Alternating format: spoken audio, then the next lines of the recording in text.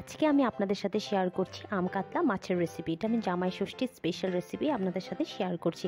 জামাইরা বাড়িতে আসলে এটা এইভাবে নিশ্চয়ই বানিয়ে খাওয়াবেন, খুশি হবে খুব। নমস্কার বন্ধুরা, পম্পি কুকিংয়ে সবাইকে স্বাগত জানাচ্ছি। এখানে আমি কিছু মশলা নিয়ে নিয়েছি। এখানে নিয়ে নিয়েছি শাহি জিরে, ওটাকে আমি বেটে নিয়েছি। এখানে পেঁয়াজ বাটা আছে, ওইখানে এমনি জিরে বাটা আছে, তারপরে এখানে আদা বাটা আছে। তারপরে এখানে কিছু আমার টমেটো, তারপরে পেঁয়াজ আর রসুন, এগুলোকে আমি ভেজে নিয়েছি। ওইখানে টমেটো আছে, রসুন আছে আর পেঁয়াজ আছে। পেঁয়াজ একটা নিয়েছি, টমেটো একটা, রসুন একটা গোটা, সে আর একটা আম নিয়ে নিয়েছি। আমটা কিন্তু পুরোটা দেবো না, আমি অর্ধেক দেবো, আপনারা অর্ধেক দেবেন। যতটা মানে প্রয়োজন পড়ে ওইটুকুনি দেবেন, যে কয়টা মাছ হয়। তো ওইটার আমি বেটে নিয়েছি, যে শিলনোড়ায় বাটা হয়ে গেছে। এখানে আছে পুদিনা পেস্ট আর এসে যে আম বাটা। তো আমটা কিন্তু অল্পই দেবেন। এখানে কাতলা মাছ আছে, তো আমি কাতলা মাছ এখানে ভেজে নিয়েছি, আগের থেকে ধুয়ে কেটে ভেজে নিয়েছি।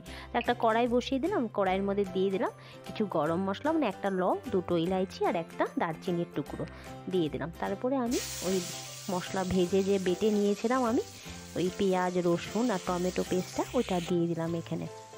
তারপরে আমি আদার পেস্টটা দিয়ে দিলাম, সব 1 চামচ করে দিচ্ছি, অল্প করে বানাচ্ছি। এখানে আমি জিরে বাটা দিলাম, জিরে বাটা মানে নর্মাল জিরেটা।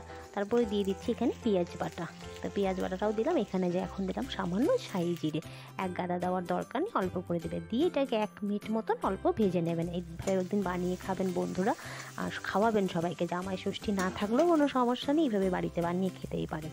তারপরে এই আম বাটাটা দিয়ে দিলাম। তা আম বাটা কিন্তু একদম দেবেন না, তাহলে একদম টক টক হয়ে যাবে, খেতে একদম বাজে লাগবে। তো সামান্য পরিমাণেই দেবেন। তারপরে আমি হলুদ দিয়ে দিচ্ছি, লবণ দিয়ে দিচ্ছি পরিমাণ মতন, তারপরে লঙ্কার গুঁড়ো, লাল লঙ্কার গুঁড়ো দিচ্ছি, কালারটা ভালো আসে। সামান্য একটু জল দিয়ে এটাকে এখন কষিয়ে নিব 3 মিনিট মতন। তো আম বাটাটা কিন্তু 1 চামচ দিলেই হবে। তো কষিয়ে নেওয়ার পর আমি সামান্য একটু চিনি দিয়ে দিলাম। চিনি দিয়ে এটাকে আমি আরও 1 মিনিট কিন্তু কষিয়ে নেব। তো চিনিটা দিলেও কিন্তু কালার কিন্তু একটু ভালো আসে, ব্রাউনিশ কালার। তো দেখলাম আমার কষে গেছে, এখন আমি জল দিয়ে দেবো এই পর্যায়ে। তখন আমি সামান্য জল দিয়ে দিচ্ছি, দিয়ে এটাকে এখন ফুটতে দেবো। আর আমার চ্যানেলের রেসিপিগুলো ভালো লেগে থাকলে লাইক শেয়ার সাবস্ক্রাইব করে দেবেন। এই রেসিপিটি কেমন লাগলো আমাকে কমেন্ট বক্সে জানাবেন।